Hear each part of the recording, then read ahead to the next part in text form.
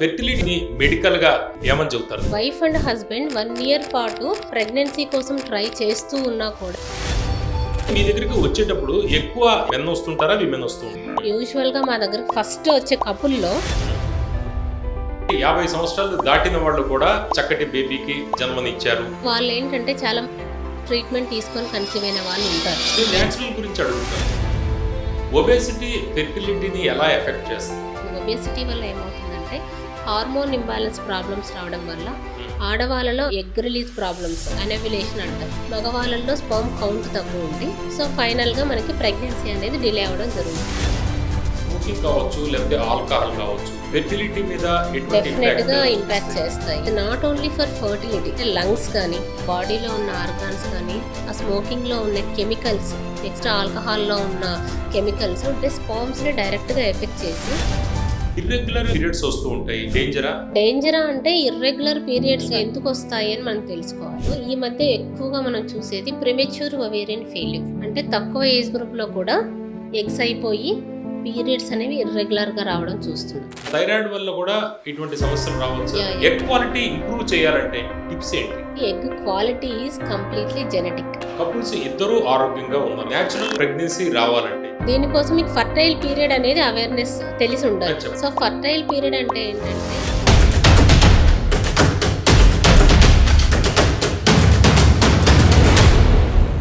ఈ రోజుల్లో చాలామంది కపుల్స్ ఓపెన్లీ మాట్లాడడానికి ఎస్టేట్ అయ్యే ఒక ఇంపార్టెంట్ టాపిక్ గురించి మనం ఇప్పుడు డిస్కస్ చేయబోతున్నాం. Fertility, pregnancy delay. ఈ అంశాలకి సంబంధించి సోషల్ మీడియాలో చాలా సమాచారం లభిస్తూ ఉంటుంది. కానీ అసలు మెడికల్ ఫ్యాక్ట్స్ ఏమిటి? ఎప్పుడు డాక్టర్ని సంప్రదించాలి? ఐవీఎఫ్ అంటే ఏమిటి? ఈ అంశాల గురించి మనతోటి మాట్లాడడానికి Fertinine Vizag branch fertility expert doctor Keerthi గారు మనతో ఉన్నారు. నమస్కారం కీర్తి గారు. కీర్తి గారు, ఈ ఫెర్టిలిటీ అనేది ఈ మధ్యకాలంలో చాలా వింటున్నాం మనం. అసలు ఫెర్టిలిటీ అనే దాన్ని మెడికల్గా ఎట్లా ఎగ్జాక్ట్లీ ఏమని చెబుతారు దీన్ని? సో దీన్ని యాక్చువల్లీ ఇన్ఫర్టిలిటీ డెఫినేషన్ అడుగుతున్నారు మీరు. సో ఇన్ఫర్టిలిటీ అంటే వైఫ్ అండ్ హస్బెండ్ 1 year పాటు ప్రెగ్నెన్సీ కోసం ట్రై చేస్తూ ఉన్నా కూడా ప్రెగ్నెన్సీ రాకపోతే మనం మెడికల్గా ఇన్ఫర్టిలిటీ అని చెప్పి డిఫైన్ చేయడం జరుగుతుంది. అంటే కేసెస్ ఇదివరకు ఇప్పటికీ ఎట్లా మార్పు ఎట్లా వచ్చింది? ఇదివరకటి రోజుల్లో చూసుకున్నట్లయితే చాలా తక్కువ మంది ఉండేవాళ్ళు ఈ ఇష్యూతో బాధపడేవాళ్ళు. బట్ రోజు రోజుకు డిఫరెంట్ కైండ్స్ ఆఫ్ రీజన్స్ వల్ల సో ఆల్మోస్ట్ ఒక 100లో 10 to 20% మెంబర్స్ సో ఇన్ఫర్టిలిటీ సమస్యతో మనకు బాధపడడం చూస్తున్నాం. 10 మందిలో ఒకళ్ళు లేదా ఇద్దరు. ఎస్. ఓకే, అంటే చాలా ఎక్కువ ఇన్సిడెంట్స్ అనేది చాలా ఎక్కువగా చూస్తున్నాం ఈ రోజుల్లో. అంటే ఎంతకాలం ట్రై చేసిన తర్వాత డాక్టర్ని సంప్రదించాలి? అదేనండి నేను చెప్తున్నాను. So wife and husband 1 year పాటు ప్రెగ్నెన్సీ కోసం ట్రై చేస్తున్నా కూడా సో వాళ్ళకు పిల్లలు పుట్టట్లేదు అంటే మనం ఇన్ఫర్టిలిటీగా డిఫైన్ చేస్తాం. సో ఒక 1 year పాటు ట్రై చేసినా కూడా వాళ్ళకి పిల్లలు కలగకపోతే తర్వాత ఫర్టిలిటీ కన్సల్టెంట్ని ఒకసారి కన్సల్ట్ చేయాల్సి ఉంటుంది. అంటే ఏదో ఒక సమస్య ఉన్నట్టు గుర్తించాలి అది. ఎస్. ఓకే, ఇప్పుడు విమెన్ మెన్ వీళ్ళల్లో ఎవరికి ఎక్కువగా ఈ సమస్య? మనం అది ఏదైనా మీరు, ఎందుకంటే మీ దగ్గరికి చాలా మంది వస్తూ ఉంటారు కదా, అందులో ఎక్కువగా ఎవరికి ఈ సమస్య ఉంటుంది? సో అదే అంటే ఇప్పుడు చాలా మంది ఏమనుకుంటారంటే మెయిన్ మిస్కన్సెప్షన్ ఇన్ఫర్టిలిటీలో, సో ఇన్ఫర్టిలిటీ అనగానే ఫిమేల్ని ఎక్కువ బ్లేమ్ చేయడం చూస్తుంటాం. సో ఆడవాళ్ళ వల్లనే పిల్లలు పుట్టట్లేదు అని చాలా మంది అనుకుంటూ ఉంటారు కామన్ పబ్లిక్. సో అది చాలా రాంగ్ నోషన్ అనమాట. సో ఇన్ఫర్టిలిటీకి ఉమెన్ అండ్ మెన్ ఇద్దరు రీజన్. సో ఉమెన్లో కొన్ని రీజన్స్ ఉంటాయి, మెన్లో కొన్ని రీజన్స్ ఉంటాయి. సో ఎవరిలో ఏ రీజన్ ఉంది అనేది ఫస్ట్ ఐడెంటిఫై చేయడం ఇంపార్టెంట్. సో సపోజ్ మీకు ఒక ఫీవర్ వచ్చింది అనుకోండి, సో ఆ పేషెంట్ని మాత్రమే మనం ట్రీట్ చేస్తాం యూజువల్గా. బట్ ఇప్పుడు పిల్లలు అనేది విమెన్కి మెన్కి ఇద్దరికి సంబంధించింది. సో ఫస్ట్ మగవారిని ఆడవారిని ఇద్దరికి ఒక బేసిక్ టెస్ట్లు అనేవి ఉంటాయి మనకి. సో అవి టెస్ట్లు మనం అన్నీ చేసిన తర్వాతనే సో ఇద్దరి కండిషన్ ఎలా ఉంది అని మనకు తెలుస్తుంది. సో దాని తర్వాత మనము వాళ్ళకు ట్రీట్మెంట్ ఇవ్వడం జరుగుతుంది. సో ఒక పార్ట్నర్నే మనము ట్రీట్ చేయడం సరైన పద్ధతి కాదు. సో కొంతమంది ఒక కపుల్ వచ్చారు లాస్ట్ టైం నా దగ్గరికి. సో ఆ ఉమెన్కి ఆల్మోస్ట్ ఒక 6 to 7 years నుంచి కంటిన్యూస్గా ఓవ్యులేషన్ ఇండక్షన్ అని టాబ్లెట్స్ ఇస్తున్నారు. బట్ పిల్లలు పుట్టట్లేదు, పీసీఓడి ప్రాబ్లం ఉందని కంటిన్యూస్గా 6 to 7 ఇయర్స్ నుంచి ఒకసారి ఆమె సఫరింగ్ ఆలోచించండి. కంటిన్యూస్గా స్కాన్స్, ట్యాబ్లెట్స్ అలా యూజ్ చేస్తూ ఉంది. దానివల్ల సైడ్ ఎఫెక్ట్స్ కూడా సో అంతకాలం నుంచి సైడ్ ఎఫెక్ట్స్ గురించి కాదు కానీ కాన్స్టాంట్ స్ట్రెస్. సో దానివల్ల అదొకటనే. సో ఈ పాయింట్ ఎందుకు చెప్తున్నానంటే నేను, బట్ మా దగ్గరకు వచ్చిన తర్వాత మేల్ని టెస్ట్ చేస్తే దానికి కౌంట్ చాలా తక్కువగా ఉంది. కంప్లీట్ అజూస్మోమియా అని చెప్పొచ్చు. అంటే సెమెన్ కౌంట్ అనేది లేదు. సో ఇద్దరిని టెస్ట్ చేయకుండా మనము ఓన్లీ ఒక పార్ట్నర్నే టెస్ట్ చేస్తే ఏమవుతుందంటే, so main thing in case ఇప్పుడు మేల్లో ఏదైనా ప్రాబ్లం ఉందనుకోండి, అది మిస్ అవుతాము. ఓన్లీ ఫిమేల్నే మనము ట్రీట్ చేసి ఇది చేయడం వల్ల యూస్ కూడా ఏం లేదు. సో డయాగ్నోసిస్, కరెక్ట్ డయాగ్నోసిస్ అనేది మనకి ఇంపార్టెంట్. సో ఇద్దరు పార్ట్నర్స్ని, వైఫ్ని, హస్బెండ్ని, ఇద్దరిని మనము బేసిక్ స్క్రీనింగ్ టెస్ట్ అని అట్లీస్ట్ చేసిన తర్వాతనే మనం ఎవరికైనా, ఏ కపుల్కైనా, మెయిన్గా ఇన్ఫర్టిలిటీలో అదే చెప్తున్నాను. మీకు ఒక ఫీవర్ వచ్చింది అనుకోండి, మీకు మాత్రం ట్రీట్మెంట్ ఇస్తాము. బట్ ఇన్ఫర్టిలిటీలో అలా కాదు. సో పిల్లల కోసం ట్రై చేస్తున్నప్పుడు కంపల్సరీ వైఫ్ అండ్ హస్బెండ్కి ఇద్దరికి బేసిక్ టెస్ట్లు చేసిన తర్వాతనే మనము ట్రీట్మెంట్ అనేది ఉమెన్కి స్టార్ట్ చేయాలి. Otherwise unnecessary waste of treatment కదా.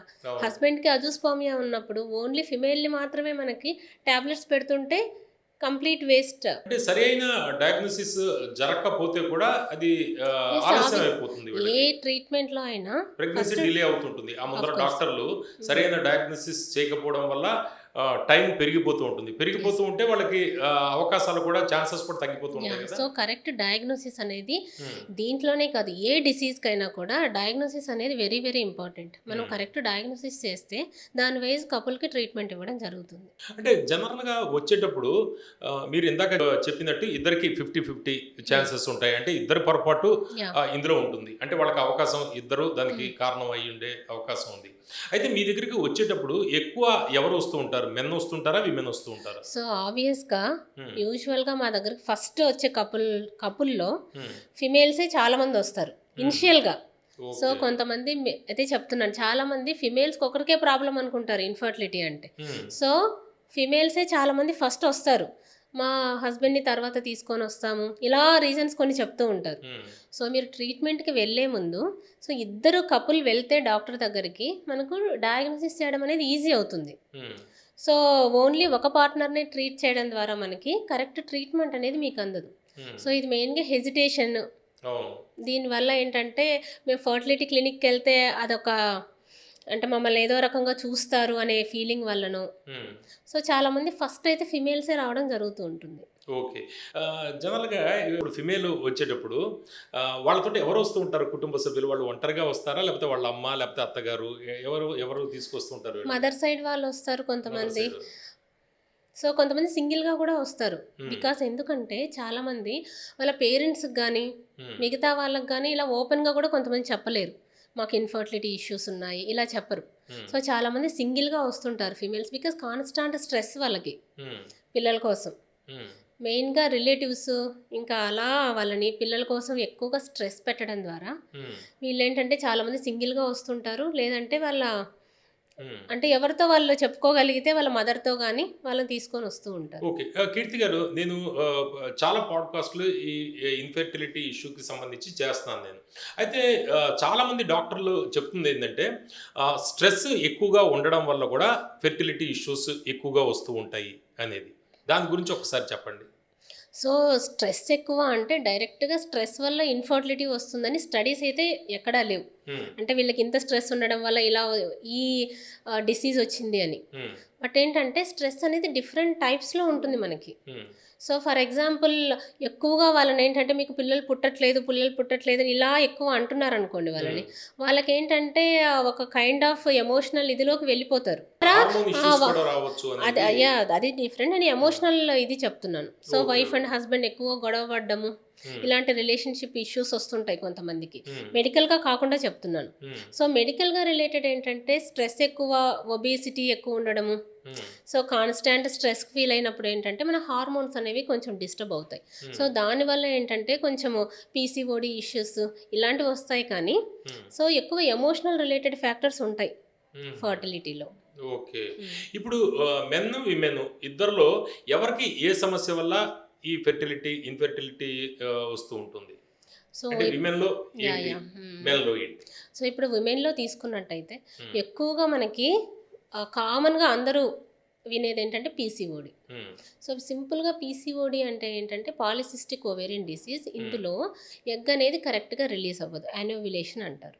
సో దీనివల్ల ఏంటంటే ఎగ్ రిలీజ్ కాకపోతే, ఎగ్ హ్మ్. డెవలప్ కాకపోతే ప్రెగ్నెన్సీ అనేది రాదు. సో కొంతమందికి ఈ మధ్య చాలా ఎక్కువ సమస్య ఇంకోటి అబ్జర్వ్ చేస్తున్నాం. ఇది చాలామంది ఎక్కువ మందికి తెలీదు. హ్మ్. ఏంటంటే ప్రిమెచ్యూర్ ఓవేరియన్ ఫెయిల్యూర్. హ్మ్. ఆమెకి వయసేమో ఒక 25 ఇయర్స్ ఉంటుంది. కానీ ఆమె ఎగ్స్ ఒక 45 ఇయర్స్ వాళ్ళకి ఎలా అయిపోతూ ఉంటాయో అలా ఉంటుందన్నమాట మనం స్కాన్‌లో చూస్తే పిక్చర్. హ్మ్. సో ఈవెన్ చిన్న ఏజ్ ఉండే వాళ్ళకి కూడా ఎగ్స్ అన్నీ అయిపోవడము. హ్మ్. సో ఇలాంటివి కూడా ఈ మధ్య చూస్తూ ఉన్నాం. ఇంకొంతమందికి ట్యూబ్స్ ప్రాబ్లమ్ ఉంటాయి. అంటే ట్యూబ్‌లో ఇన్ఫెక్షన్స్ రావడం వల్ల కానీ, సో హ్మ్. ఇటువంటి ప్రాబ్లమ్ వల్ల కొంతమందికి ట్యూబ్స్‌లో ప్రాబ్లమ్ ఉండే అవకాశం ఉంటుంది. ఇంకొంతమందికి యుటరస్‌లో కొన్ని రకాల ఫైబ్రాయిడ్స్ అంటారు. అంటే అవును. యుటరస్‌లో ఇష్యూస్. అడినోమయోసిస్ అంటారు. అంటే గర్భసంచిలో వాపు. హ్మ్. ఆర్ కొంతమందికి ఇన్ఫెక్షన్స్ వస్తాయన్నమాట. ఎండోమెట్రైటిస్ అంటారు. సో ఇటువంటివి మనము ఇంకొకటి ఏంటంటే ఎండోమెట్రియోసిస్ ఇది కూడా చాలా ఎక్కువగా ఉంటుంది. హ్మ్. సో ఎండోమెట్రియోసిస్ అంటే అది ఎండోమెట్రియోటిక్ సిస్ట్లు ఉంటాయన్నమాట. సో ఇలా డిఫరెంట్ రీజన్స్ ఫిమేల్స్‌లో. హ్మ్. నెక్స్ట్ మేల్స్ విషయానికొస్తే మెయిన్‌గా కొన్ని రకాల ఇన్ఫెక్షన్స్ ఉండడము. ఇంకొకటి ఏంటంటే మేల్స్‌లో అబ్జర్వ్ చేయాల్సింది 50% మెంబర్స్‌కి అసలు ఎందుకు కౌంట్ అనేది తగ్గుతుంది అనేది ఇడియోపతిక్ అంటారు. తెలీదు. హ్మ్. సో రిమైనింగ్ 50% మెంబర్స్‌లో ఇలాంటి ఇన్ఫెక్షన్స్ రావడము, లేదు కొంతమంది ఏంటంటే ఇప్పుడు కామన్‌గా చూసేది హ్మ్. వెయిట్ పెరిగిపోతూ ఉంటారు ఈ లైఫ్ స్టైల్ ఫ్యాక్టర్స్ వాటి వల్ల. హ్మ్. సో వెయిట్ పెరిగిపోతే ఏమిటంటే ఒబేసిటీ వల్ల ఎక్కువ ఈస్ట్రోజన్ ప్రొడ్యూస్ అవుతుంది. హ్మ్. ఫ్రమ్ దట్ ఈస్ట్రోజన్ ఎక్కువ ఇదేంటే టెస్టోస్టెరాన్ ప్రొడక్షన్ తగ్గుతుంది. ఈస్ట్రోజన్ ప్రొడక్షన్ ఎక్కువ ఉంటుంది. హ్మ్. సో దానివల్ల ఏంటంటే కౌంట్ అనేది తగ్గుతూ ఉంటుంది. ఓకే. సో ఇది one of the main life style factor అనమాట. హ్మ్. సో వెయిట్ ఎక్కువ అవడం వల్ల కౌంట్ అయితే కంప్లీట్ జీరో అయిపోదు. హ్మ్. జస్ట్ సబ్నార్మల్ లెవెల్స్లో ఉంటుంది. So okay. దానివల్ల ఏంటంటే ఫర్టిలిటీ పొటెన్షియల్ అనేది హ్మ్. తగ్గుతూ ఉంటుంది. ప్రెగ్నెన్సీ అనేది డిలే అవుతుంది. హ్మ్. So okay. ఇంకొకటి ఏంటంటే ఎక్కువ హీట్ ఎక్స్‌పోజర్‌కి. హ్మ్. సో ఇప్పుడు ఎక్కువగా మొబైల్స్ వాడడము, ల్యాప్‌టాప్స్ వాడడము. సో ఇవన్నీ ఏంటంటే వీటి వల్ల కూడా స్పెర్మ్ కౌంట్ అనేది ఎఫెక్ట్ అయ్యే ఛాన్స్ ఉంటుంది. హ్మ్. సో ఇవన్నీ లైఫ్ స్టైల్ ఫ్యాక్టర్స్ అంటే కొత్తగా వచ్చినవి మనకి ఈ మధ్యలో. అవును. అవును. ప్రీవియస్ కాలంలో లేనివి. సో ఇటువంటి ఇన్ఫెక్షన్స్ రొటీన్ ఇంతకుముందున్నా ఇప్పుడు ఉన్నాయి. అవును. బట్ ఇప్పుడు ఎక్కువగా చూసేదేంటంటే ఈ లైఫ్ స్టైల్ ఫ్యాక్టర్స్ వల్ల hmm. Because of food, obesity వల్ల, జంక్ ఫుడ్ వల్ల, హ్మ్. దెన్ ఈ రేడియేషన్ వల్ల like mobiles and laptops. Then ఇంకా ఏంటంటే ఎక్కువ వైఫ్ అండ్ హస్బెండ్ ఏంటంటే షిఫ్ట్స్‌లో ఉంటారు. హ్మ్. వైఫ్ ఒక షిఫ్ట్‌లో ఉంటుంది. హస్బెండ్ ఒక షిఫ్ట్‌లో ఉంటారు. సో వాళ్ళకి ఈవెన్ మీట్ అవ్వడానికి కూడా కొంతమందికి ప్రాబ్లమ్ ఉంటుంది. సో ఇవి ఇప్పుడు కొత్తగా వస్తున్న ప్రాబ్లమ్స్ అన్నమాట. ఇప్పుడు మీరు ఇందాక చెప్తున్న విమెన్‌కి ఏ సమస్యల వల్ల ఇది డిలే అవుతుంది అనేది హ్మ్. ఒకటి చెప్పారు. అలాగే మెన్‌కి సంబంధించి కూడా చెప్పారు. అయితే విమెన్‌కి చెప్పిన మీరు చాలా ఇష్యూలు అంటే గర్భాశయానికి సంబంధించిన ఇష్యూలు కావచ్చు, లేకపోతే ఈ పీసీఓడి ప్రధానంగా మనం పీసీఓడి చెప్పుకుంటే అదంతా కూడా 45, 50 ఆ తర్వాత జరుగుతున్న నో. ఇష్యూస్ నో. నో. జనరల్‌గా నో. వస్తూ ఉంటుంది. లేదు. ఆ! సో ఈ పీసీఓడి ప్రాబ్లమ్స్ ఇవన్నీ యంగర్ ఏజ్ గ్రూప్‌లోనే స్టార్ట్ అవుతాయి. అది సో ఎందుకు అలా ఈవెన్ జరుగుతుంది అండి? నేను అడుగుతుంది ఏంటంటే, జనరల్‌గా ఇవన్నీ కూడా గత ఇదివరకు రోజుల్లో హుహుహు. 40 తర్వాత, లేకపోతే 45 తర్వాత, లేకపోతే 50 ఆ హ్మ్. టైముల్లో ఇవన్నీ ఇష్యూస్ వచ్చేవి. హుహు. అయితే ఇప్పుడు ఆ ఏజ్ తక్కువ ఏజ్‌లోనే ఈ సమస్యలు ఎందుకు వస్తున్నాయి? సో మెయిన్‌గా ఏంటంటే అదే చెప్తున్నాను. సో హ్మ్. Late marriages. హ్మ్. సో లేట్‌గా మ్యారేజెస్ చేసుకోవడం మీన్స్ అంటే ప్రీవియస్‌గా లేనివి అడుగుతున్నారు కదా మీరు. హ్మ్. సో ప్రీవియస్‌గా అందరూ 25 ఇయర్స్‌కి మ్యారేజెస్ చేసుకునేవారు. హ్మ్. సో ఇప్పుడు majority of the women they are getting married after 30 years. Hmm. So 30-35 years తర్వాత మ్యారేజెస్ చేసుకున్నప్పుడు ఏంటంటే సో ఇన్ కేస్ కొంతమందికి కొంచెం ఎగ్ కౌంట్ తగ్గడము, క్వాలిటీ తగ్గడము కంపేర్ చేస్తే. హ్మ్. సో అది వన్ ఆఫ్ ద రీజన్. ఇంకొకటి ఏంటంటే లైఫ్ స్టైల్ ఫ్యాక్టర్స్. సో ఇదివరకటి రోజుల్లో ఆ ఫుడ్ ఇప్పుడు డెఫినెట్‌గా డిఫరెన్స్ ఉంది. అవును. ఇప్పుడు కొంచెం జంక్ ఫుడ్ తినడం ఎక్కువైంది. అండ్ ఇప్పుడు లైఫ్ స్టైల్ ఫ్యాక్టర్స్ కూడా లైక్ సో ఇప్పుడు మార్నింగ్ ఆల్మోస్ట్ ఇప్పుడు సెడెంటరీ జాబ్స్ అంటారు. అంటే హ్మ్. మార్నింగ్ ఐటీ జాబ్స్ అయితే 10-5 అలాగే కూర్చొని ఉంటారు అవును. కంటిన్యూయస్‌గా. సో ఇంతకుముందు వర్క్ ఎలా ఉండేది? సో హ్మ్. ఇలాంటి జాబ్స్ ఇంతకుముందు ఉన్నాయా? లేవు కదా! ఇలాంటి జాబ్స్ ఇటువంటి స్ట్రెస్ ఫ్యాక్టర్స్ కూడా లేవు ప్రీవియస్. సో ఇంత ముందటితో పోలిస్తే ఇప్పటికి మెయిన్ డిఫరెన్స్ ఈ లైఫ్ స్టైల్‌లోనే ఉంది. హ్మ్. లైఫ్ స్టైల్ మీన్స్ అది ఫుడ్ కావచ్చు, స్లీప్ ప్యాటర్న్ కావచ్చు, హ్మ్. ఇంకా మనం రొటీన్‌గా చేసే అన్ని వాటిల్లో రొటీన్‌గా ఉన్న లైఫ్ ప్యాటర్న్‌లో కూడా ముందటికి ఇప్పటికి చాలా డిఫరెన్స్ ఉంది. హ్మ్. సో, వీటన్నిటి వల్ల హ్మ్. ఒబేసిటీ రావడము, ఇలా హ్మ్. స్ట్రెస్ ఫీల్ అవ్వడము. హ్మ్. సో, వీటన్నిటి ఫ్యాక్టర్స్ వల్ల ఏమవుతుందంటే ప్రెగ్నెన్సీ అనేది అలా డిలే అవుతుంది. హ్మ్. Because of the life style factors. అంటే ఎన్ లేట్ మ్యారేజెస్ చేసుకోవడం వల్ల హ్మ్. ప్రెగ్నెన్సీకి సమ ఇష్యూస్ ఎందుకు ఎలా వస్తాయి ఏమిటి అనేది? సో, అదే లేట్ మ్యారేజెస్ అంటే యూజువల్‌గా ఏజ్ ఫ్యాక్టర్ అండి. హ్మ్. సో, వుమెన్‌లో ఏజ్ పెరిగే కొద్దీ హ్మ్. ఎగ్స్ కౌంట్ అంటే ఒవేరియన్ రిజర్వ్ అనేది తగ్గుతూ ఉంటుంది. హ్మ్. సో, అది మీకు ఒక 35 ఇయర్స్ తర్వాత మీకు ఫర్టిలిటీ పొటెన్షియల్ అనేది తగ్గుతుంది. హ్మ్. సో, అందుకనే ఇంత ముందటి కాలంలో ఒక 25 ఇయర్స్‌కి మ్యారేజెస్ చేసుకునేవాళ్ళు కాబట్టి, అవును. ఆ ఏజ్ గ్రూప్‌లో ఫర్టిలిటీ పొటెన్షియల్ అనేది మంచిగా ఉంటుంది. హ్మ్. కాబట్టి ప్రెగ్నెన్సీస్ తొందరగా వస్తాయి. Hmm. But after 35 years same వుమెన్‌కే ఫర్టిలిటీ పొటెన్షియల్ అనేది కొంచెం తగ్గుతుంది. హ్మ్. సో, దానివల్ల మనకి ఈ ఇదేంటి ప్రెగ్నెన్సీ అనేది డిలే అవ్వడం జరుగుతుంది. హ్మ్. బట్ ఎనీవే ఇప్పుడు ఆల్మోస్ట్ ఒక 40 ఇయర్స్‌కి కూడా జనరలైజ్ చేయలేము. హ్మ్. అక్కడక్కడ 40 ఇయర్స్‌కి, 42 ఇయర్స్‌కి కూడా నార్మల్ కన్సెప్షన్ అయిన వుమెన్ చాలామంది ఉంటారు. వాళ్ళ హెల్త్ లేరు అని బాగుండుండొచ్చు. It's about egg quality not hmm. Only number. Hmm. Suppose మీరు ఒక 25 ఇయర్స్ వాళ్ళకి పీసీఓడి వుమెన్ ఉందనుకోండి. హ్మ్. ఈవెన్ 25 ఇయర్స్‌లో కూడా ఆమె ఎగ్ క్వాలిటీ సరిగ్గా ఉండదు. హ్మ్. బట్ ఒక 40 ఇయర్స్ ఫీమేల్‌కి లాస్ట్ మంత్ నేను ట్రీట్మెంట్ చేశాను. ఒక 40 ఇయర్స్ వుమెన్‌కి ఐవీఎఫ్ ట్రీట్మెంట్ చేస్తే హ్మ్. సో, ఓన్లీ ఒక 2, 3 ఎగ్సే ఉన్నాయి. తను చాలా అదేంటి ఈజీగా కన్సీవ్ అయిపోయింది. హ్మ్. కొంతమంది నాట్ ఈవెన్ ఐవీఎఫ్ న్యాచురల్‌గా కన్సీవ్ అయ్యే వాళ్ళు కూడా ఉంటారు 40 ఇయర్స్‌కి. It's all about quality.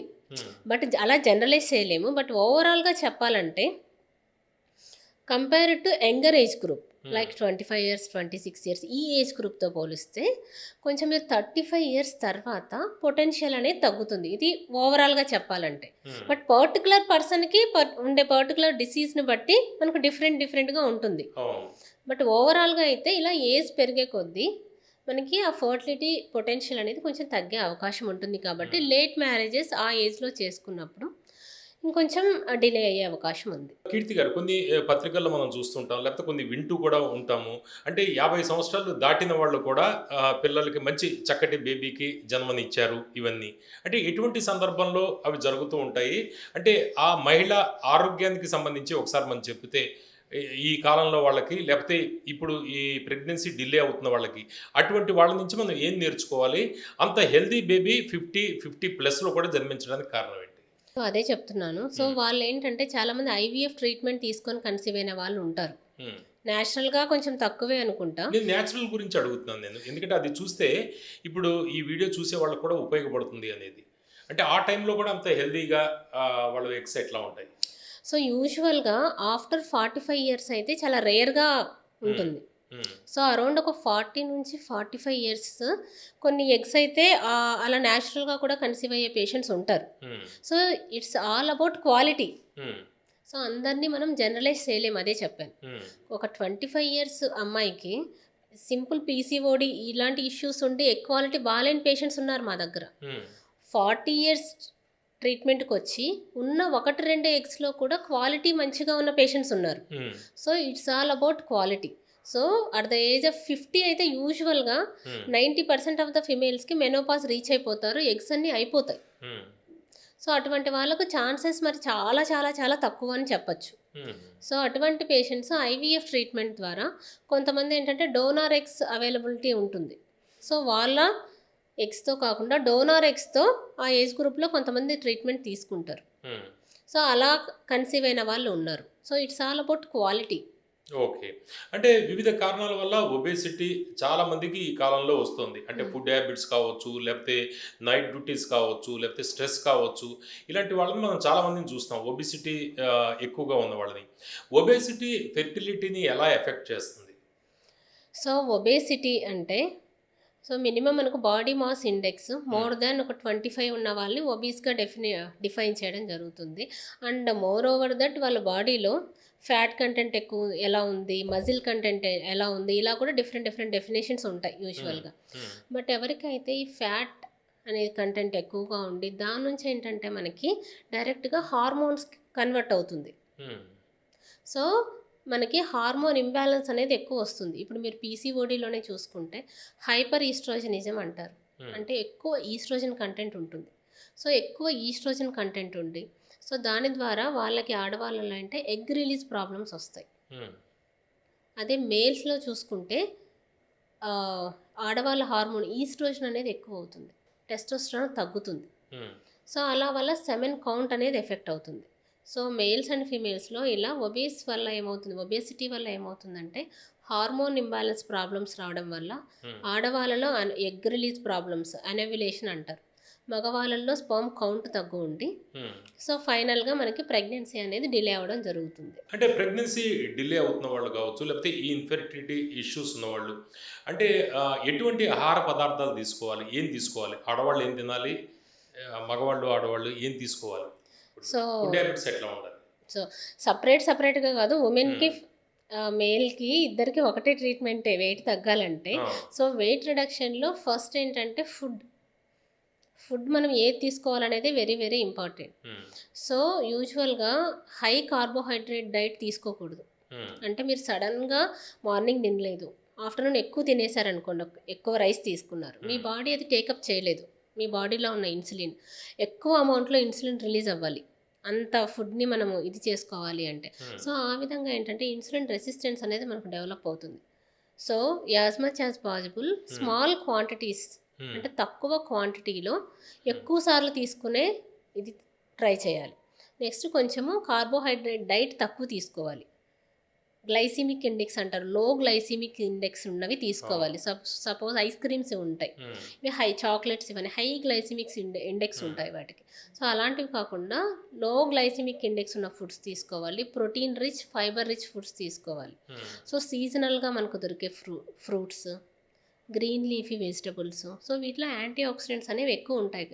So ఇలా సింపుల్ డైట్ మీరు ప్లాన్ చేసుకుంటే సరిపోతుంది. ఏవో ఎగ్జోటిక్ ఫ్రూట్స్ వేరేవి తీసుకోవాల్సిన అవసరం లేదు. సో సింపుల్గా మీరు తీసుకునే ఫుడ్ తక్కువ క్వాంటిటీలో ఈవెన్ రోజుకి 4 times అయినా సరే డివైడ్ చేసుకొని లో carbohydrate, protein rich, fibre rich diet తీసుకుంటే సింపుల్గా సరిపోతుంది. సో దాంతోపాటు నెక్స్ట్ కొంచెం ఎక్సర్సైజ్, మినిమం అట్లీస్ట్ ఒక 40 to 45 minutes డైలీ ఎక్సర్సైజ్ చేయడం ఇంపార్టెంట్. సో ఎందుకంటే ఎక్సర్సైజ్ చేస్తే మనకి సో బాడీలో ఏంటంటే బ్లడ్ ఫ్లో అనేది ఇంప్రూవ్ అవుతుంది. So not only for weight reduction, so overall హెల్త్కి కూడా అట్లీస్ట్ మనకి ఒక 40 to 45 minutes ఎక్సర్సైజ్ అనేది ఇంపార్టెంట్.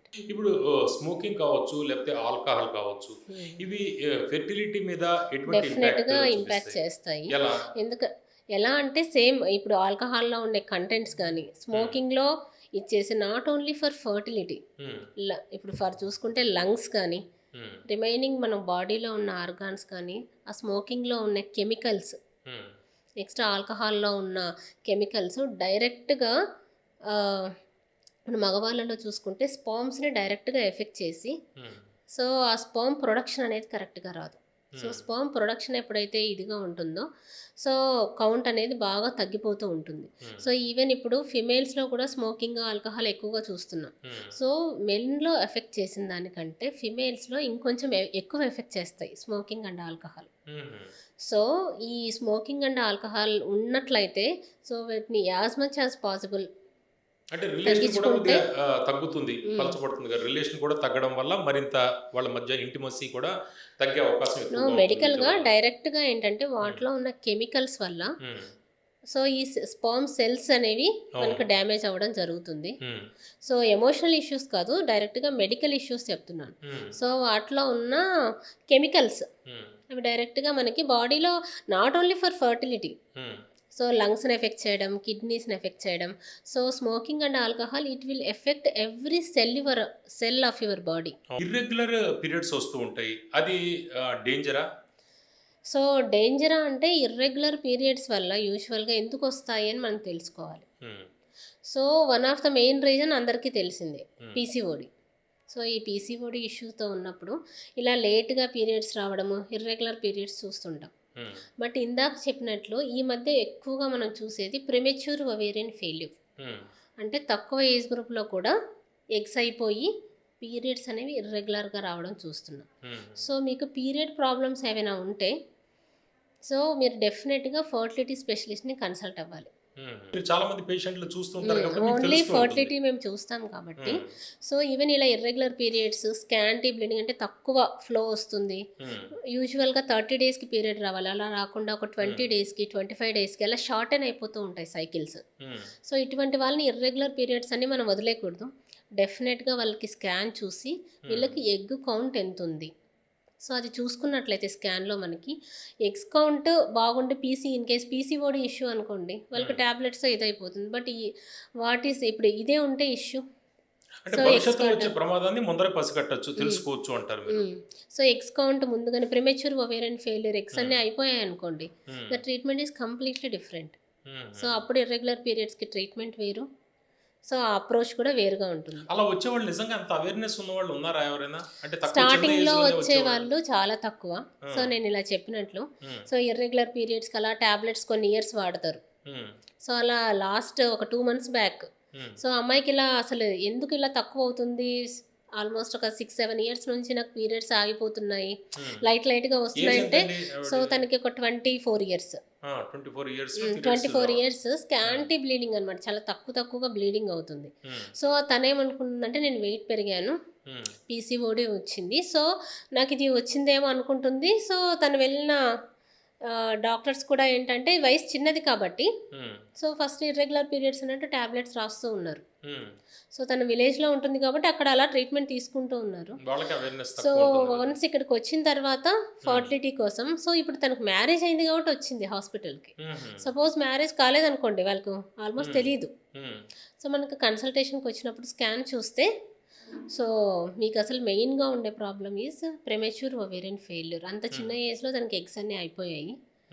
సో దానివల్ల తనకి ఎగ్స్ అయిపోవడం వల్ల డేట్స్ రావడం లేదు. సో దానివల్ల 2 issues, one is infertility, one is secondary amenorrhoea అంటాం. సో ఈ కండిషన్స్ ఈ మధ్య ఎక్కువ అవుతున్నాయి. అటువంటి వాళ్ళకి ఎటువంటి ట్రీట్మెంట్ ఉంటుంది? సో తనకి అది డిఫరెంట్ టైప్స్ ఆఫ్ ట్రీట్మెంట్స్ అన్నీ. సో తనకి ఫస్ట్ కౌంట్ ఎంత ఉంది చెక్ చేసుకుంటాము. సో తక్కువ కౌంట్ ఉందనుకోండి ఫస్ట్ ఐవీఎఫ్ ట్రీట్మెంట్ ఇమీడియట్గా స్టార్ట్ చేయాల్సి ఉంటుంది. సో వీళ్ళకి అందరిలాగా ట్యాబ్లెట్స్తో స్టార్ట్ చేసి తర్వాత ఐయుఐ ట్రీట్మెంట్స్ ఇలాంటివన్నీ పనికిరావు. సో తక్కువ ఉన్నాయి కాబట్టి సో వీళ్ళకి ఏంటంటే first line of treatment is IVF. Thyroid వల్ల కూడా ఇటువంటి సమస్యలు రావచ్చా? ప్రెగ్నెన్సీ డిలే అవ్వచ్చా? సో హైపోథైరాయిడ్ పేషెంట్స్ ఉంటారు కొంతమంది. సో రొటీన్ ఎవాల్యుయేషన్లోనే one of the main test మనం థైరాయిడ్ అనేది అందరు పేషెంట్స్కి చేయిస్తాం. సో ఈ థైరాయిడ్ కూడా అనోవ్యులేషన్ అంటారు, అంటే ఎగ్ రిలీజ్ అయ్యే ప్రాబ్లమ్స్ ఇవన్నీ అసోసియేట్ ఉంటాయి కాబట్టి so these are all one spectrum, like obesity weight ఎక్కువ ఉండడము, హైపోథైరాయిడ్, సో ఇవన్నీ మనకి మెటబాలిక్ దీంట్లోకి వస్తాయన్నమాట. ఇన్సులిన్ రెసిస్టెన్స్ ఎక్కువగా ఉండడము, all will effect one thing. Okay, అంటే ఫెర్టిలిటీ అన్న వెంటనే మనకి ఎగ్స్ గురించి మనం మాట్లాడుతుంటాం. జనరల్గా ఎగ్స్ క్వాలిటీ సరిగ్గా లేకపోవడం వల్ల ఈ సమస్యలు చాలా సమస్యలు వస్తూ ఉంటాయి. ఎగ్ క్వాలిటీ ఇంప్రూవ్ చేయాలంటే టిప్స్ ఏంటి? So mainly egg quality is completely genetic. Completely genetic. దాన్ని మొత్తం ఇంప్రూవ్ చేయడానికి ఎక్కడా లేవు. కొంత అదే చెప్తా, మొత్తం ఇంప్రూవ్ చేయడానికి ఎక్కడ నేను ఇందాక చెప్పింది ఏంటంటే ఒక 25 years వాళ్ళకి సివియర్ పీసీఓ ఉండి ఎగ్ క్వాలిటీ తగ్గచ్చు. ఒక 40 years వాళ్ళకి ఈవెన్ 1-2 eggs ఉండి క్వాలిటీ బాగుంటే ప్రెగ్నెన్సీ రావచ్చు. So the egg quality is directly related to your genetics. దాన్ని ఎవరు మొత్తం చేంజ్ చేయడానికి లేదు. బట్ సపోజ్ మీకు పీసీఓడి ఉంది, మీకు ట్రీట్మెంట్ అయిన తర్వాత కొంచెం లో క్వాలిటీ ఎగ్స్ వచ్చాయి, సో అటువంటి పేషెంట్స్ వెయిట్ రిడక్షన్ అయితే కొంచెం ఎగ్ క్వాలిటీ ఇంప్రూవ్ అయ్యే ఛాన్స్ ఉంటుంది. సో ఆల్రెడీ మీకు పీసీఓడి వెయిట్ ఎక్కువ ఉన్నారు, ఇటువంటి పేషెంట్స్కి కొంచెం వెయిట్ రిడక్షన్ అయితే కొంచెం క్వాలిటీ ఇంప్రూవ్ అయ్యే ఛాన్స్ ఉంటుంది. దాంతోపాటు కొన్ని యాంటీ ఆక్సిడెంట్ అవి ఉంటాయి. బట్ ఏవైనా సరే ఒక 10% హెల్ప్ చేస్తాయి తప్ప మొత్తం మీకు క్వాలిటీని మొత్తం చేంజ్ చేసే మెడికేషన్ ఎక్కడ మనకు లేదు. ఈవెన్ మనకు ఐవీఎఫ్ చాలామంది ఇదే అనుకుంటారు, మేడం మాకు ఎగ్స్ లేవంటున్నారు కదా అంటారు కొంతమంది, మాకు ఎగ్స్ కౌంట్ పెంచేయండి, క్వాలిటీ మొత్తం పెంచేయండి అని అడుగుతారు. సో ఎగ్స్ మొత్తం మీకున్న సపోజ్ మీకు ఈ కండిషన్లో ప్రిమెచ్యూర్ ఒవేరియన్ ఫెయిల్యూర్ ఈ పేషెంట్స్కి తక్కువ ఎగ్స్ ఉంటాయి, మరి మొత్తం పెంచడానికి ఎక్కడ ట్రీట్మెంట్స్ లేవు. ఎగ్ కౌంట్ అలాగే క్వాలిటీ కూడా మొత్తం పెంచడానికి ఎక్కడ ట్రీట్మెంట్ అనేది లేదు. సో టు సమ్ ఎక్స్టెంట్ మనం క్వాలిటీ అనేది త్రూ మెడికేషన్, ఇలా వెయిట్ ఉంటే త్రూ లైఫ్ స్టైల్ మాడిఫికేషన్స్ ఇలా కొన్ని చేసుకోవచ్చు కానీ సో మొత్తం మార్చడానికి ఛాన్స్ లేదు. ఓకే. కీర్తి గారు, ఇప్పుడు మనం మాట్లాడిన దాంట్లో ఎక్కువగా మహిళలకి సంబంధించిన ఇష్యూస్, ఈ ఫెర్టిలిటీ వీటి గురించి మనం మాట్లాడాం. ఇప్పుడు పురుషుల గురించి వద్దాం మనం. ఇప్పుడు పురుషుల్లో స్పెర్మ్ కౌంట్ పెరగాలి అంటే ఏం చేయాలి? సో ఫస్ట్ మీకు స్పర్మ్ కౌంట్ మేల్ ఎవరైనా వస్తే వాళ్ళకి మేము బేసిక్ టెస్ట్ సెమెన్ అనాలిసిస్ చేస్తాం. సో అందులో మనకి కౌంట్ ఎంత ఉంది, మొటైల్ స్పర్మ్స్ ఎంత ఉన్నాయి, ఇవన్నీ చెక్ చేసుకుంటాం. సో ఇన్ కేస్ మీకు కౌంట్ తగ్గింది అనుకోండి, సో ఏ రీజన్ వల్ల తగ్గింది అనేది మేము చూసుకుంటాం. సో కొంతమందికి సో అంటే ఎందుకు ఉంది అని ఫస్ట్ చెప్తున్నాను నేను. కొంతమందికి హీట్ ఎక్స్పోజర్, ఆక్యుపేషనల్ ఎక్స్పోజర్ ఉంటుంది. లైక్ ఎక్కువగా వెల్డర్స్ ఉంటారు, వెల్డర్స్కి హీట్ అనేది డైరెక్ట్లీ ఎక్కువ ఎక్స్పోజర్ ఉంటుంది. ఇంకొంతమందికి కెమికల్ ఫ్యాక్టరీస్లో వర్క్ చేసే వాళ్ళు ఉంటారు. సో వాళ్ళకి ఎక్కువ కాన్స్టాంట్గా కెమికల్స్తో ఎక్స్పోజర్ ఉంటుంది. సో ఫస్ట్ మనకి కౌంట్ పెరగాలంటే ఎందుకు తగ్గింది అనేది జనరల్గా చూసుకోవాలి. సో అందుకనే చెప్తున్నా, diagnosis is very very important. వాళ్ళకి ఎందుకు ఆ కండిషన్ వచ్చింది అనేది ఫస్ట్ మనం రూల్ అవుట్ చేసుకుంటాం. ఫస్ట్ ఇవన్నీ అడుగుతారు, మీరు ఎక్కడ చేస్తారు, మీ వాళ్ళ జాబ్ ఏంటి హిస్టరీ, ఇవన్నీ. మీరు ఫస్ట్ జాబ్ అనేది మేల్స్కి వెరీ వెరీ ఇంపార్టెంట్. సో ఇలా కెమికల్ ఫ్యాక్టరీస్లో వర్క్ చేసే వాళ్ళకి, వెల్డర్స్కి, ఇంకా చెప్తున్నాను కదా ఈ మధ్య లైఫ్ స్టైల్ ఫ్యాక్టర్స్. సో సడన్గా కొంతమంది ఒక 20 kgs వెయిట్ పెరిగిపోతారు, వాళ్ళ స్పర్మ్ కౌంట్ తగ్గిపోతుంది. సో మళ్ళీ వెయిట్ రిడక్షన్ తర్వాత నార్మల్కి వస్తారు కొంతవరకు. ఇంకొంతమంది జిమ్కి వెళ్తూ ఉంటారు కదా, వాళ్ళు ఏంటంటే సప్లిమెంట్స్ వాడుతూ ఉంటారు. సో వాళ్ళలో టెస్టోస్టెరాన్ సప్లిమెంట్స్ కొన్ని ఇవి చేసే ఉంటాయి. అలాంటివి కన్నా వాడితే మీ స్పర్మ్ కౌంట్ కంప్లీట్ జీరో అయిపోతుంది. సో అలాంటి సప్లిమెంట్స్, టెస్టోస్టెరాన్ అవుట్ సైడ్ నుంచి సప్లిమెంట్స్ తీసుకునే వాటిల్లో కంప్లీట్గా స్పర్మ్ కౌంట్ జీరో అయిపోతుంది. సో అవన్నీ ఆపేసి జిమ్ లో సప్లిమెంట్ వాడే వాళ్ళకి కీర్తి గారు చాలా ఇంపార్టెంట్ మెసేజ్ కూడా ఇచ్చారు, చాలా జాగ్రత్తగా ఉండాలి. ఇలాంటి తీసుకునేటప్పుడు మీరు అసలు ఫస్ట్ ఆ సప్లిమెంట్స్లో ఏ ఉంది చూసుకోవాలి. సో రొటీన్గా ప్రోటీన్ అవన్నీ వరకు కొంతవరకు ఓకే. సో బట్ ఇలాంటి టెస్టోస్టెరాన్ సప్లిమెంట్స్ మాత్రం ఇట్స్ కంప్లీట్గా స్పర్మ్ కౌంట్ చాలా జనరల్ గా సప్లిమెంట్ చాలా మంది అందులో ఇచ్చే వాటిల్లో ఉంటాయి మనకి ఏవిస్తున్నారు అని చెప్పి. అంటే బేసికల్లీ ఏంటంటే టెస్టోస్టెరాన్ తీసుకుంటే సో దానివల్ల మజిల్ ప్రొడక్షన్, మజిల్స్ అనేవి ఇదిగా ఉండి, సో అటువంటి వాటితో కొంతమంది తీసుకుంటూ ఉంటారు. సో తెలిసే తీసుకుంటారు చాలామంది, అది మంచిది అని తీసుకుంటారు అని చెప్తున్నాను, తెలియక తీసుకోవడం కాదు. టెస్టోస్టెరాన్ అనేది మేల్ హార్మోన్ కదా, సో అది తీసుకుంటే సో మనకి 6 ప్యాక్ వస్తుందనో, అదర్వైజ్ మజిల్ ఇది కదా, టెస్టోస్టెరాన్ డైరెక్ట్లీ రిలేటెడ్, అలా తెలిసే తీసుకుంటూ ఉంటారు. బట్ ఇట్స్ ఏ కంప్లీట్ నో. సో అలాంటి సప్లిమెంట్స్ అయితే తీసుకోవడం మంచిది కాదు, దానివల్ల యూస్ ఉండదు. సో కంప్లీట్గా స్పర్మ్ కౌంట్ అనేది జీరో అయిపోతుంది. ఓకే. స్పెర్మ్ టెస్ట్లో ఏ పారామీటర్స్ ముఖ్యమైనవి? సో మీకు ఇచ్చే సెమెన్ అనాలిసిస్ రిపోర్ట్లో ఫస్ట్ కౌంట్ చూస్తాం, స్పర్మ్ కౌంట్ మినిమం 15 million/ml ఉండాలి. తర్వాత ఆ కౌంట్లో మొటైల్ స్పర్మ్స్ అంటే బాగా కదిలే స్పర్మ్స్ ఎన్ని ఉన్నాయి అని చెప్పి ఇస్తామన్నమాట. సో మినిమం మనకు ఒక 40% ఉండాలి. తర్వాత మార్ఫాలజీ అనేది ఇంపార్టెంట్, అంటే స్పర్మ్కి హెడ్, టైల్ ఇలా ఉంటాయి. సో అది ఎంత మార్ఫాలజీ కరెక్ట్గా ఉందని ఇస్తారు, యూజువల్గా 4%. సో ఈ క్రైటీరియా అన్నీ చూసుకొని మీకు సెమెన్ అనాలిసిస్ రిపోర్ట్ ఇవ్వడం జరుగుతుంది. యంగ్ ఏజ్లో కూడా ఇన్ఫెర్టిలిటీ వస్తూ ఉంటుందా ఈ మెన్కి సంబంధించి? సో యంగ్ ఏజ్లో అంటే చెప్తున్నాను, యంగ్ ఏజ్లో కూడా ఛాన్స్ ఉంది. So because of all these things, so ఇలా లైఫ్ స్టైల్ ఫ్యాక్టర్స్ వల్ల కావచ్చు, లేదంటే ఇలా ఆక్యుపేషనల్ ప్రాబ్లమ్స్ వల్ల రావచ్చు, కొంతమందికి ఇన్ఫెక్షన్స్ వల్ల రావచ్చు. సో ఇలా కొంతమందికి ఏంటంటే జెనెటిక్ ప్రాబ్లమ్స్ కూడా ఉంటాయి. సో ఇవన్నీ ఓన్లీ 50%. సో కొంతమంది రిమైనింగ్ 50 మెంబర్స్కి ఎందుకు కౌంట్ తగ్గు ఉంటుంది, జీరో ఉంటుందని ఈవెన్ తెలియడానికి కూడా కొంతమందికి ఛాన్స్ లేదు మిగతా 50%కి. సో మనకు తెలిసిన 50%కి ఇవన్నీ reasons, genetic, life style factors, obesity, ఇవన్నీ ఈవెన్ ఇప్పుడు ఈవెన్ 30 yearsలో కూడా మీకు బీపీ, షుగర్లు చాలామందికి వస్తున్నాయి కదా. సో అలాగే 30 yearsలో కూడా కంప్లీట్ జీరో కాకపోయినా సో కౌంట్ అనేది తగ్గుతూ ఉంది. So this is all one thing. Okay. ఇప్పుడు సోషల్ ప్రెషర్ అనేది చాలా ముఖ్యమైనది ఇందులో, ఫెర్టిలిటీ పేషెంట్స్కి సంబంధించి ఆ ఇంపాక్ట్ వాళ్ళ మీద ఎంత చూపిస్తూ ఉంటుంది? మీ దగ్గర చాలా మంది వస్తూ ఉంటారు కదా, వాళ్ళు చెప్తుంటారు చాలా స్టోరీస్, మీరు వింటూ లైక్ క్రైయింగ్.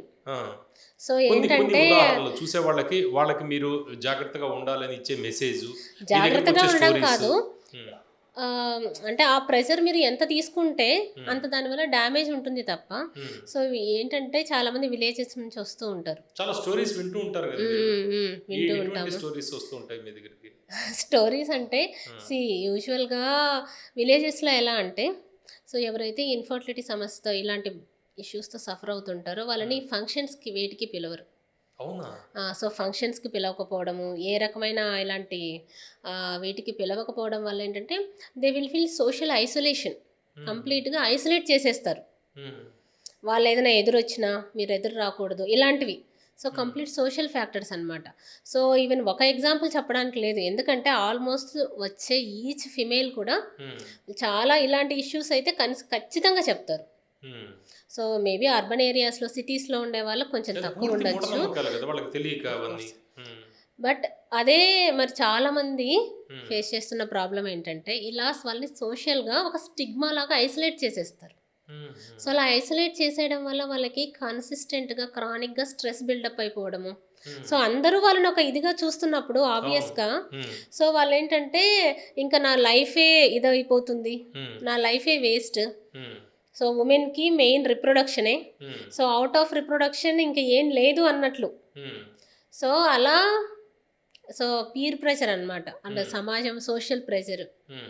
సో, ఇవన్నీ వాళ్ళు కన్సిస్టెంట్‌గా ఫీల్ అవ్వడం వల్లనే యాక్చువల్‌గా ఈవెన్ ఈ డిలే ఒక అవ్వడానికి కూడా 25 ఇయర్స్ హ్మ్. ఏజ్ గ్రూప్, ఒక 23 ఏజ్ గ్రూప్ ఉన్నవాళ్ళు కూడా హ్మ్. మాకు ట్రీట్మెంట్ చేసేయండి అని వచ్చిన వాళ్ళు చాలా మందిని మేము స్టాప్ చేసేస్తాం. హ్మ్. సో, ఇంకా బికాజ్ అవకాశమే తెలియదన్నమాట. వాళ్ళకేంటంటే 1 ఇయర్ అయింటుంది మ్యారేజ్ అయ్యి. హ్మ్. నాట్ హార్డ్‌లీ ఒక 2 ఇయర్స్, 3 ఇయర్స్ కూడా అయినుండదు. హ్మ్. బట్ ఏంటంటే వాళ్ళ పీర్ గ్రూప్‌లో అందరికీ పెళ్ళిళ్ళైన వాళ్ళందరికీ పిల్లలు ఉండుంటారు. హ్మ్. సో, చుట్టుపక్కల వాళ్ళు, రిలేటివ్స్ మీకింకా పిల్లలు అవ్వడం లేదు అని కన్సిస్టెంట్‌గా వాళ్ళని ప్రెషర్ చేయడం వల్ల, హ్మ్. సో, వాళ్ళకి ఇంకొక 1 ఇయర్ జస్ట్ నార్మల్‌గా ట్రై చేసినా హ్మ్. ప్రెగ్నెన్సీ వస్తుంది. హ్మ్. బట్ ఓన్లీ అలా ప్రెషర్ వల్ల వచ్చే పేషెంట్స్ చాలామంది ఉంటారు. హ్మ్. చిన్న చిన్న ఏజ్ గ్రూప్స్‌లో కూడా. హ్మ్. సో, వాళ్ళకి మేము జస్ట్ ఫస్ట్ కౌన్సెలింగ్ ఇస్తాము. ఓకే. బికాజ్ వాళ్ళందరికీ మనకి రియల్‌గా ట్రీట్మెంట్ అవసరం ఉన్న వాళ్ళు కాదు. హ్మ్. జస్ట్ బికాజ్ మీరు చెప్పిన ఈ ఫ్యాక్టర్స్ వల్ల వచ్చే పేషెంట్స్ కూడా ఒక హ్మ్. 20-30 మెంబర్స్ ఉంటారు. జస్ట్ టెన్షన్‌కి. అవును. సో, వాళ్ళకేంటంటే ఫస్ట్ బేసిక్ స్క్రీనింగ్ చేస్తాం. హ్మ్. ఫిమేల్స్‌కి స్కాన్, మేల్‌కి సెమెన్ అనాలిసిస్ చేసిన తర్వాత 2 నార్మల్‌గా ఉన్నాయనుకోండి. వి విల్ హ్మ్. Give them counselling. హ్మ్. సో, మీకు న్యాచురల్‌గా వచ్చే ఛాన్స్ ఉంది. సో, మీకు ఓవ్యులేషన్ డే అంటే ఏంటి? సో, ఇలా ఫర్టిలిటీ అవేర్‌నెస్ అనేది ఇంపార్టెంట్. హ్మ్. అంటే మీకు ఏ టైంలో ఎగ్ రిలీజ్ అవుతుంది. సో, ఆ టైంలో మీరు వైఫ్ అండ్ హస్బెండ్ మీట్ అయినట్లయితే ప్రెగ్నెన్సీ ఛాన్సెస్ ఎక్కువుంటాయి. హ్మ్. సో, అలా కౌన్సెలింగ్ ఒకటే చాలామంది కపుల్స్‌కి ఇదవుతుంది. ఆ విషయం కూడా తెలియని చాలామంది వాళ్ళున్నారా? సో, అదే హ్మ్. చెప్తున్నాను. సో, హ్మ్. చాలామంది ఏంటంటే ఫర్టిలిటీ సెంటర్స్ అనగానే ఓన్లీ వీళ్ళు ఐవీఎఫ్ ఒకటే చేస్తారనుకుంటారు. హ్మ్. అది కాదు. చాలామందికి మేము కౌన్సెలింగ్ ఇస్తాం. హ్మ్. అంటే అసలు మీకు ఫర్టైల్ పీరియడ్ అంటే ఏంటి? సో, ఇటువంటి పేషెంట్స్‌కి కౌన్సెలింగ్ ఇచ్చి పంపించిన వాళ్ళకి కూడా చాలామంది ఉంటారు. హ్మ్. ఆఫ్టర్ దట్ సింపుల్ టాబ్లెట్స్ ఉంటాయి కొంతమందికి. హ్మ్. ఓవ్యులేషన్ ఇండక్షన్ అని చెప్పి. సో, అలాంటి టాబ్లెట్స్ పెట్టి పంపించిన వాళ్ళు కూడా ఉంటారు. బట్ ఏంటంటే ఫర్టిలిటీ సెంటర్ అనగానే చాలామంది ఇక్కడ ఐవీఎఫ్ చేసేస్తారేమో. హ్మ్. సో, అక్కడ ఇంక అని ఒక స్టిగ్మా అనే దాంతో కూడా ట్రీట్మెంట్ కోసం రారు. సో, మీరు ఈవెన్ మీకున్న డౌట్స్ ఇది చేయడానికి అవేర్‌నెస్ కోసం కూడా రావచ్చు. We hmm. Will give counselling. Okay. Fertility ట్రీట్మెంట్‌లో ఎమోషనల్ సపోర్ట్ అనేది ఎంత అవసరం? 100% అవసరం. హ్మ్. దాన్ని ఇంత, కొంత అని చెప్పడానికి లేదు. హ్మ్. 100% కావాలి. సో, ఎమోషనల్ సపోర్ట్ మెయిన్‌గా హస్బెండ్ నుంచి కావాలి. సో, దాని తర్వాత ఫ్యామిలీ సపోర్ట్ అనేది వెరీ, వెరీ ఇంపార్టెంట్.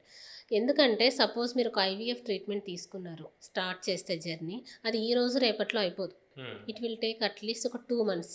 హ్మ్. 2 మంత్స్‌లో women she has to go through scans ఉంటాయి. హ్మ్. హార్మోన్ టెస్ట్‌లు ఉంటాయి. ఇంజెక్షన్స్ ఉంటాయి. ఇవన్నీ భయపెట్టడానికి గాదు. Hmm. So, it's a process. So, ఇవన్నీ మనము she has to go through. Hmm. So, ఇవన్నీ ఒక 1 ఆర్ 2 మంత్స్ ఉంటాయి. Hmm. So, egg pickup, embryo transfer ఇవన్నీ ఈ ప్రాసెస్‌లో హ్మ్. సో, కన్సిస్టెంట్‌గా ఏంటంటే ఇందులో మనకి వాళ్ళకేంటి కంటికి కనిపించదు. హ్మ్. సో, మేము ఎగ్స్ పెరుగుతున్నాయని చెప్తుంటాము. ఇవి వచ్చాయని చెప్తుంటాం గానీ వాళ్ళకి తెలీదు కదా! సో, మెయిన్‌గా ఎందుకు ఇందులో స్ట్రెస్ బిల్డప్ అవుతుందంటే డైరెక్ట్‌గా వాళ్ళకి కంటికేది కనిపించదు. మేము ఎంబ్రియో తీసి ఎంబ్రియో ట్రాన్స్‌ఫర్ చేస్తే అవును. తర్వాత లైవ్ బేబీ కనిపిస్తేనే వాళ్ళకి ప్రూఫ్. హ్మ్. అదర్‌వైజ్ రిమైనింగ్ ప్రాసెస్ అంతా ఇప్పుడు సపోజ్ ఒక ప్రెగ్నెంట్ లేడీ అనుకోండి, వాళ్ళకి తెలుస్తుంది third month, fifth month, sixth month అంటే. బట్ ఇందులో తెలీదు. సో దానివల్ల ఏం జరుగుతుందో వాళ్ళకు కంటికైతే కనిపించదు కదా, అన్లెస్ బేబీ పాజిటివ్ వచ్చే వరకు మనకి. సో ఇదంతా ఏంటంటే, ఇప్పుడు సపోజ్ ఏదైనా ఎగ్స్ కొంచెం గ్రేడ్ తక్కువ ఉన్నాయని చెప్పామనుకోండి, చాలా పేషెంట్స్ అంటే అక్కడే ఏడ్చేస్తారు. సో 1 బై 1 ఇది దీని తర్వాత ఈ ట్రీట్మెంట్ ఉంటుంది. సో ఎవ్రీ ప్రాసెస్లో కావాలి complete emotional support. At least husband అర్థం చేసుకొని వాళ్ళకి సపోర్ట్ ఉంటే చాలామంది, because she has to go through all these things. So విమెన్కి మెన్కి ఇద్దరికి ఉన్నా కూడా ఏ ప్రాబ్లం అయినా, సపోజ్ మెన్కి ప్రాబ్లం ఉన్నా కూడా ట్రీట్మెంట్ ఫిమేల్కే కదా ఇస్తున్నాం, స్టార్ట్ చేస్తే IVF treatment. She has to go through all these things. So తనకి ఎమోషనల్ సపోర్ట్ 100% ఇంపార్టెంట్. సో అలా ఉన్న వాళ్ళకి మనకి కొంచెం రిజల్ట్స్ కూడా మంచిగా ఉంటాయి. సో మీరు ఎక్కువ నెగిటివిటీ ఫీల్ అవ్వడము, ఎక్కువ స్ట్రెస్ ఫీల్ అయితే డ్యూరింగ్ దిస్ ట్రీట్మెంట్, సో కొంచెం మనకు సక్సెస్ రేట్స్ కూడా తగ్గే అవకాశం ఉంటుంది. కపుల్స్ ఇద్దరూ ఆరోగ్యంగా ఉన్నారనుకుందాం, అయితే వాళ్ళు న్యాచురల్ ప్రెగ్నెన్సీ రావాలంటే ఇప్పుడు చాలా మందికి చాలా ఎప్పుడు కలవాలి అనేది కూడా తెలియదు. మీరు ఈ వీడియో కూడా చాలా మందికి ఉపయోగపడుతుంది. అలాంటి వాళ్ళకి మీరు చెప్పే ఇన్ఫర్మేషన్ ఏంటి? సో దీనికోసం మీకు ఫర్టైల్ పీరియడ్ అనేది అవేర్నెస్ తెలిసి ఉండాలి. చెప్పండి. సో ఫర్టైల్ పీరియడ్ అంటే ఏంటంటే, యూజువల్గా ఎగ్ రిలీజ్ అయ్యే టైం అన్నమాట. సో అది యూజువల్గా కరెక్ట్గా 30 డేస్ పీరియడ్స్ వచ్చాయనుకోండి విమెన్కి, 12th డే తర్వాత నుంచి అరౌండ్ 13th డే కానీ 14th డే, ఆ 2-3 డేస్లో ఎగ్ అనేది రిలీజ్ అవుతుంది. సో ఆ రిలీజ్ అయిన టైంలో వైఫ్ అండ్ హస్బెండ్ మీట్ అయితే సో ఛాన్సెస్ అనేవి ఎక్కువగా ఉంటాయి. ఎందుకంటే ఎగ్ రిలీజ్ అయిన తర్వాత ఒక 24 అవర్స్ వరకు సర్వైవ్ ఉంటుంది. స్పామ్స్ ఎంటర్ అయిన తర్వాత ఆల్మోస్ట్ అప్ టు ఒక 36 to 48 అవర్స్ వరకు మనకి ఫర్టిలిటీ పొటెన్షియల్ అనేది ఉంటుందన్నమాట. సో డైలీ మీట్ అయ్యే కపుల్కి కూడా ఫర్టిలిటీ అంటే ఆ ఓవ్యులేషన్ పీరియడ్లో మీట్ అయితేనే మీకు ఛాన్సెస్ అనేవి ఎక్కువగా ఉంటాయి. So before and after meet అయినా కూడా ఛాన్సెస్ అనేవి కొంచెం తక్కువగా ఉంటాయి. సో అందుకని ఈ అవేర్నెస్ అనేది ఇంపార్టెంట్. సో ఫర్టైల్ పీరియడ్ అనేది తెలుసుకుంటే, సో సపోజ్ కొంతమందికి 14th day 15th day release అవుతుంది. సో త్రూ ఎల్హెచ్ కిట్స్ అనేవి ఉంటాయి కొంతమందికి. సో ఆ ఎల్హెచ్ కిట్స్ చెక్ చేసుకోవడం కానీ, లేదంటే స్కాన్ చేసుకోవచ్చు సింపుల్గా హాస్పిటల్కి వచ్చి. సో ట్రీట్మెంట్ అయితే అవసరం లేదు, జస్ట్ మీ ఎగ్ రిలీజ్ అయ్యే టైం తెలుసుకుంటే సో ఆ టైంలో మీట్ అయినట్లయితే ఛాన్సెస్ ఎక్కువగా ఉంటాయి. అంటే స్కాన్ చేసి తెలుసుకోవచ్చు, అది స్కాన్ ద్వారానే తెలుస్తుంది ఇప్పుడు. So all fertility treatments scan ద్వారా తెలుసుకోవచ్చు. సో యూజువల్గా ఏంటంటే ఎగ్ డైలీ పెరుగుతూ ఉంటుంది. అది ఒక 20 mm సైజ్ వచ్చిన తర్వాత ఎగ్ అనేది రిలీజ్ అవుతుంది. So around the day of 14th day అలా. సో మనకు డైలీ డైలీ అవసరం లేదు. సో ఒక 2-3 టైమ్స్, సో డేట్ వచ్చిన సెకండ్ డే స్కాన్ చేసుకోవాల్సి ఉంటుంది. After that day 10 or day 13 అలా మినిమం ఒక 2-3 స్కాన్స్లోనే మీకు ఎగ్ అనేది మీ ఓవ్యులేషన్ డే ఎప్పుడు అనేది ఐడియా వస్తుంది ఆ మంత్కి. సో ఆ టైంలో అదే చెప్తున్నాను, అందరికీ అన్ని ట్రీట్మెంట్స్ అవసరం లేదు. కొంతమందికి ఇలా సింపుల్ స్కాన్స్ సరిపోతాయి, కొంతమందికి కౌన్సిలింగ్ సరిపోతుంది. సో అప్పుడు మనం ఫర్టైల్ పీరియడ్ ఎప్పుడో తెలుసుకుంటే ఆ పీరియడ్లో మీట్ అయినట్లయితే ఛాన్సెస్ ఎక్కువగా ఉంటాయి. ఈ చిన్న చిన్న అవేర్నెస్ కూడా లేకుండా డిలే చేసుకుంటూ చాలా సమయాన్ని వృధా చేసుకుంటూ ప్రెగ్నెన్సీ డిలే అయ్యే వాళ్ళు కూడా మీ దగ్గరికి వస్తుంటారు కదా. సో చాలా మంది డిలే అవ్వడం వల్లే ఇక్కడికి వస్తారు.